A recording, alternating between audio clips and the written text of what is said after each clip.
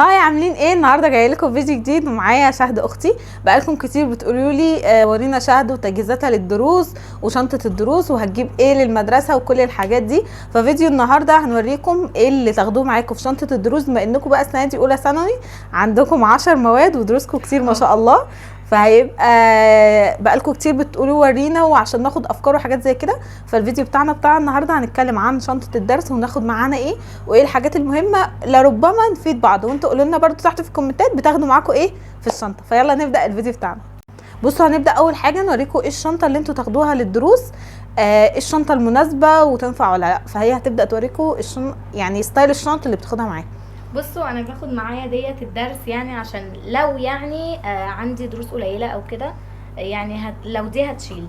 لو مش ديت فباخد شنطه المدرسه لو عندي دروس او كده، يعني عشان تقضي الغرض او كده. فالمهم ان هي الشنطه تكون معاكم تشيل كل الحاجه بتاعتكم، وتكون ايه باج. يعني مش بحب الشنط اللي هي الكروس في الدروس، حاجه اصلا هتفضلوا شايلين الكتب على ايديكم ومش هتاخدوا معاكم الحاجات، وهتكسلوا تاخدوا ده وده وده، تقولوا عشان الشنطه ايه مش مكفيه. فالشنطه الباج بتكون صغننه اهي كده وظهر، وبتكون شكلها حلو وتنفع معاكم على كل حاجه. فانتوا بيكون عندكم شنطه باج واحده تنفع للدروس بتاعتكم كلها، تمام. فهاتوها تكون نوع كويس بحيث انها ما تقطعش منكم او كده. تعالوا بقى ندخل احنا بناخد ايه معانا جوه الشنطه. نرمي بقى الشنطه على جنب. بصوا، هي هتقول لكم كام حاجه وانا هقول لكم الباقي. خدي كده. اول حاجه طبعا الكمامه، طبعا لازم يعني الكمامه. وطبعا لو انت محجبه يبقى معاها كمان الايه الماسك بتاع الكمامه بتاعك. فالكمامه والماسك دول اساسيين، وكمان يا اما هاند جل يا اما كحول، حاجه من الاثنين، عشان لو مثلا لمستي حاجه مش عارفه ايه، ايدك مش نظيفه مش عارفه ايه هتاكلي، فقبل ما تاكلي مثلا عايزه تخلي ايدك نظيفه شويه، مكان مش نظيف يبقى كحول كده يعني. المهم ان احنا بناخد معانا دول، وبناخد معانا مناديل او وايبس، حاجه من الاثنين يعني. اي وايبس معاكم كده خدوه معاكم، تمام. وبعد كده طبعا الاقلام بتاعتنا، وكمان هي شهد بقى توريكم بقى الحاجه. الآلة طبعا بقى لو رايحه درس يعني رياضه او فيزياء او الكيمياء برضو بيبقى فيها جزء، والكشكول بتاعكم بقى والكتاب بقى وكل الحاجات بتاعتكم الاساسيه اصلا يعني.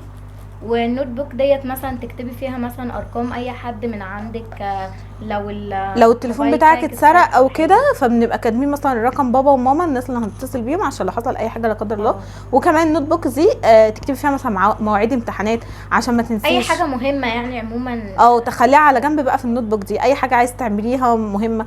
وبخلي معايا شنطه كده بتكون قماش صغيره او كبيره، عشان لو الشنطه بتاعتي الظهر اتقطعت ومش خلاص اللي هو مش هعرف اوديها اي مكان، احط فيها الكتب بتاعتي والكراريس بتاعتي وحاجتي وامشي بيها، تمام. واحط جواها مثلا الشنطه بس تكون كبيره شويه، وهي الشنطه القماش دي بتتطبق بتبقى صغننه خالص، تمام.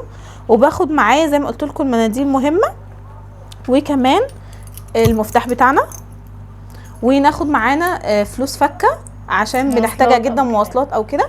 وباخد معايا مثلا 50 جنيه اخليها على جنب، دي احتياطي لو حصل لي اي حاجه، اي موقف مثلا محتاجه فيه فلوس، معيش رصيد ومحتاجه اتصل بحد اشتري كارت مش عارفه ايه، فباخد معايا فلوس كده بتكون على جنب، دي ايه للمواقف يعني. بسيبها على طول دايما في شنطتي مهما حصل، عشان لو حصل اي موقف فيه او ايه مطلعه الفلوس دي على طول وايه ودافعه منها. وطبعا لو معاكم قلم سنون، معاكم السنون بتاعتكم عشان ما تدوروش على حد في الدرس معاه سنون.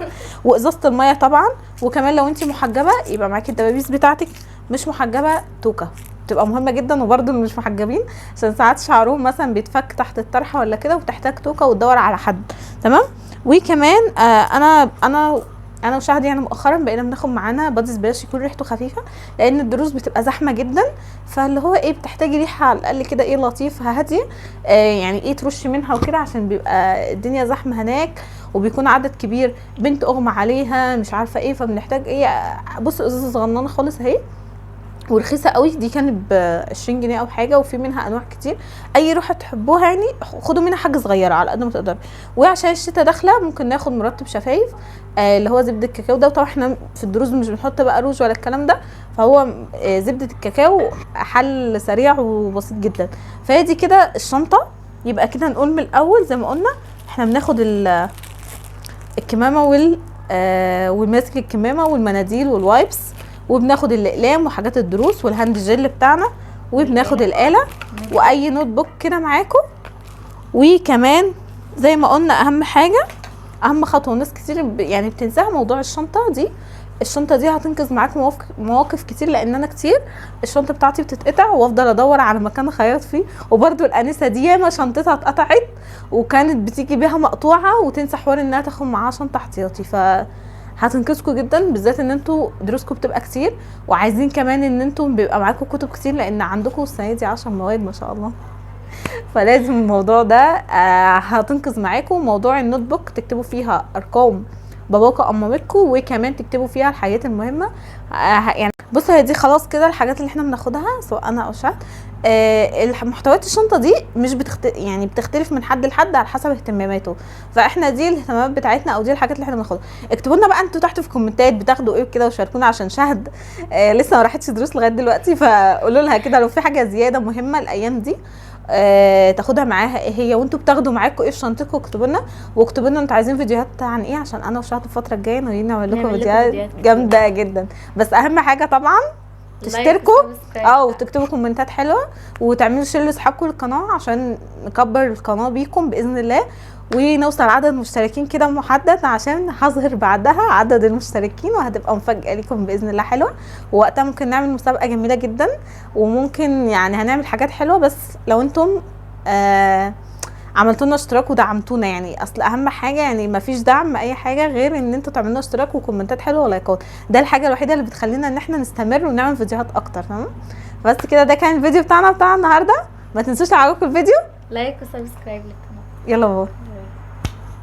كمان نسينا نقول لكم على حاجه مهمه جدا واحنا اغلب الوقت بناخدها معانا، وهي في الدروس في الشتاء باذن الله. الشتاء لما بتكون موجوده بنعرفش الجو بيبقى يعني ايه اخباره او كده، هتمطر ولا لا، فعلى طول باخد معايا شال يكون كده صغنن وخفيف، اخده معايا بحطه معايا في الشنطه عشان لو الدنيا مطرت الجو بقى برد وانا هدومي كانت خفيفه او كده. فدايما على طول بخلي الشال ده معايا فتره الشتاء، عشان انا الجو بيكون متقلب عندنا ومعرفش ايه اللي هيحصل، فربما مثلا الدنيا تمطر الجو يبقى برد تبقي بردانه مش عارفه ايه، فخدي معاكي الشال بتاعك، شال كده يكون مثلا خفيف خالص وصغنن مش كبير قوي، المهم ان انت تقضي بيه الغرض بتاعك. فموضوع الشال ده مهم قوي بما اننا داخلين على الشتاء وافتكرته وقلت لازم اقوله.